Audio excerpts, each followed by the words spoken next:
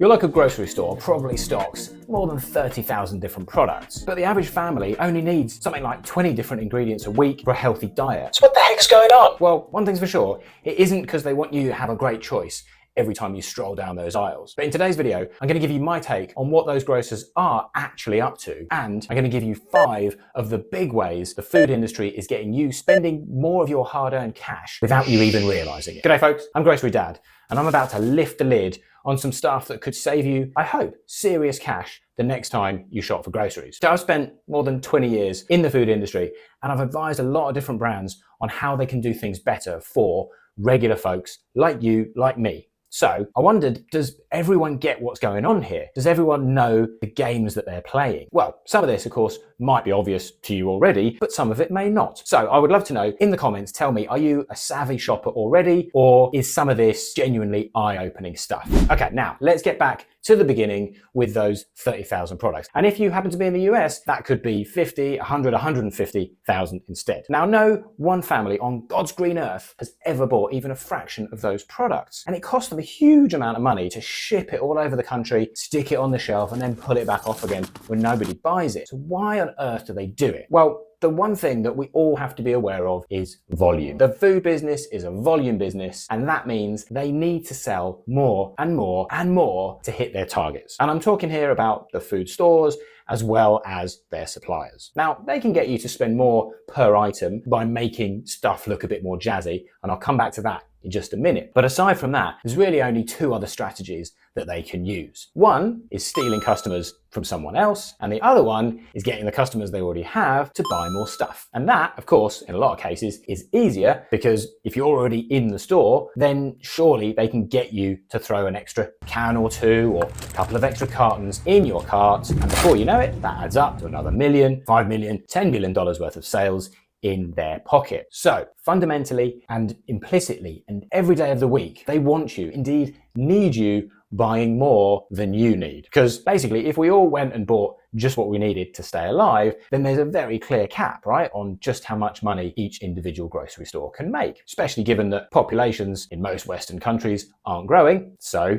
the only thing that can grow is our waistlines instead. Now, if you think about the last time you set foot in a grocery store, had you had this notion in the front of your mind, have a think for a second about how it might have changed your shopping. Would you have made the same choices? Would you have bought the same products and put the same things in the basket? And would you have spent as much as you did? For me, this realization has totally changed my mindset when I'm in a supermarket, because you see, I just don't see them as this kind of friendly family grocer, you know, doing their best to feed the nation. I just see them like any other corporation trying to get me to spend more than I need to. And I reckon if you were to do the same, then you might just see yourself putting fewer items in the cart each week, and that is going to start saving you a lot of money. Okay, that brings us to the next little secret. Remember when I said that they can try and get you spending more on the things you buy already? Well, that's what we call in the business premiumization. So let me give you an example. Let's say you've been buying salt and vinegar crisps for years, and you're pretty happy with those salt and vinegar crisps. They taste nice. They do a good job. But then one day you see this sophisticated looking packet of chips, and on it says apple cider vinegar with Himalayan rock salt. It looks jazzy. It's got this posh looking packet, and you think to yourself, I do like apple cider vinegar, and I think I am a Himalayan rock salt kind of a guy. But best of all, it's only $1 more than the stuff I buy regularly. And you convince yourself that you'd be daft not to buy it. Just like that, they have traded you up to a more expensive product. Now, sure, there might be times when you want to go show off with your posh chips, but the rest of the time, just remember that that thing you've been buying for years is doing a perfectly decent job for you, right? You probably don't really need one that's any better in the first place. I would hazard a guess maybe some of those ingredients you've never heard of before either, but just be mindful. You may well be getting sucked in and dazzled by this kind of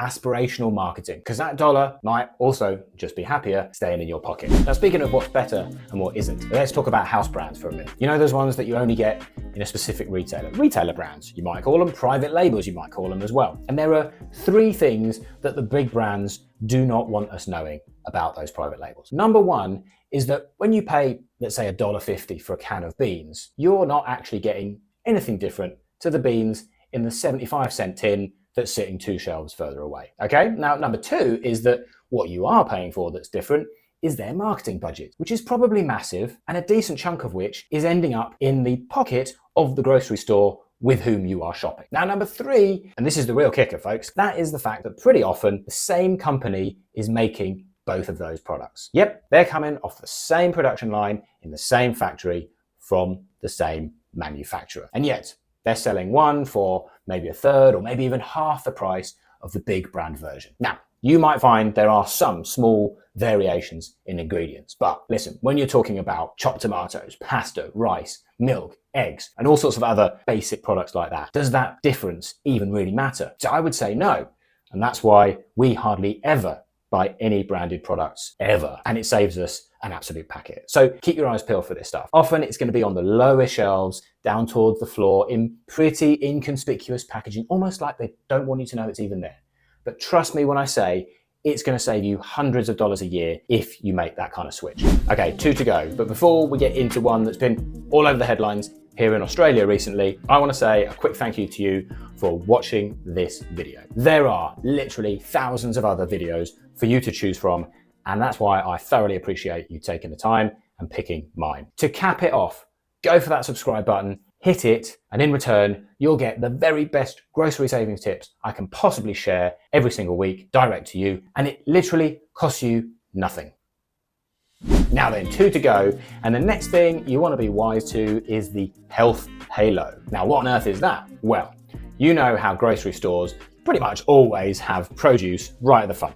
First thing that you walk into, first thing that you have to walk through as you get to the store. Now, they know that a lot of us will choose what store we go to specifically because of the quality of their produce. That's how important it is. So it does make sense that they want to show it off, they want to have it right next to the front door for everyone to see. On the other hand, as far as we're concerned as shoppers, it doesn't make sense because you put all that soft, squishy stuff in your cart first, there's a much bigger chance of it getting crushed by the time you've put all your tins and your jars and your heavy packets in on top. But guess what? They're not really bothered about any of that. What they're really interested in is the psychology that's at play. And it's very powerful stuff because they know that people who put some healthy stuff in their cart first are then much more likely to go on and reward themselves with a bunch of less healthy options later in the store. And remember how important that is because they need to sell volume. So it's kind of like we do this little good thing and then we give ourselves permission to be a little bit naughty or maybe even a lot naughty, depending on how you feel that day. So that's when the chips and the biscuits and the cookies and all that kind of stuff comes into play. And it's much more permissible just because you put a head of lettuce and a couple of apples in first. And so this is why savvy shoppers like you basically more or less avoid the center store altogether because they know that's where all the ultra processed stuff, all the fake food lives, and that's exactly where the store needs you going after you've ticked your little health box. So word to the wise on this one, yeah, go through produce, yeah, put all that stuff in there, but don't fall into the trap of then going off to the rest of the store and give yourself a little pat on the back with a bunch of fake food that's expensive and isn't going to do you any good. Last but not least then, what about all those deals? Deals everywhere, best deals, exclusive deals. Well, they're actually really not all that exclusive after all. You see, what happens is the big brands, in most cases, will go to all the different retailers and offer them the same deals. So they get cycled basically from one retailer to the next, month after month after month. So if you're savvy and you shop around, you can pretty much get those special offers on the products that you buy all year round, not just once or twice a year. Now, on top of that, they run these deals according to a plan, and that plan repeats year after year after year, and often at exactly the same time of year. Remember, it's all about volume, and they have to repeat or try and do better than last year.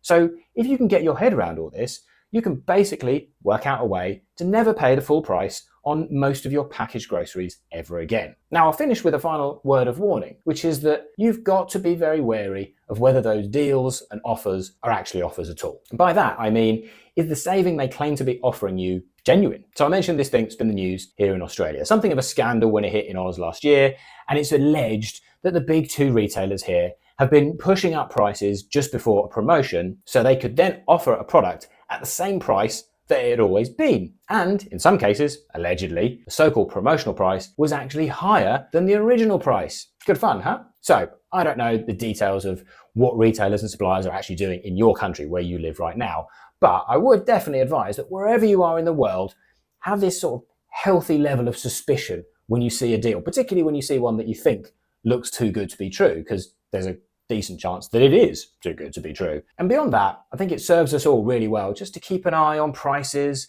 make sure we've got a fairly good idea of what the standard price is, make sure we're shopping around, use the catalogs that they push out all over the place, and make sure above all that you're checking prices in more than one retailer so that you know if you are getting offered a good deal or if it's the same one that was available just down the road last month. And that way, you're definitely going to keep the lid on your spending and you're not going to get sucked in to some of these sneaky little deal tactics. So that's me for this week, folks. 5 secrets that the food industry doesn't really want you to know about. And it all boils down to this idea of volume. They need you buying more than you actually need to eat. And I think if you embed that in your mind, then you're going to be much less likely to fall for some of these tactics. And remember, at the end of the day, the only person that really has your interests, your family's interests, your health, your diet, and your budget at heart is watching this video right now. Thanks very much again for being here. If you love this sort of stuff, then you'll get more of it in this video. And don't forget to hit subscribe, because I'd love to have you back another time for more grocery savings tips. Take care.